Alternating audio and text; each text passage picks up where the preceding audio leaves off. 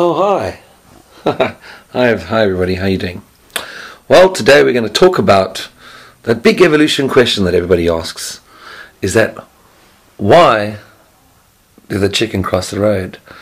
And through much debate and research and, from everybody online, we finally found out why.